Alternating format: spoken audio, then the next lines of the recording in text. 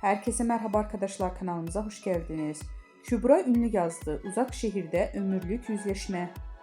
Kanal D'nin reytingler rekoru kıran dizisi Uzak Şehir yeni bölümüyle ekranlara geldi. Ozan Akbaba ve Sinem Ünsal'ın başrollerini paylaştığı ve usta oyuncunun yer aldığı aynı yapımı imzasıyla taşıyan Uzak Şehir'den ömürlük yüzleşmelerin sahnelendiği dakikalar yaşandı.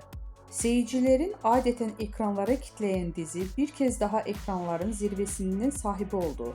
İzleyenler derinden yaralayan sahnelerin olduğu bölümde heyecan rüzgarı esti. Uzak Şehir sosyal medyada da yeni bölümü ses getirdi.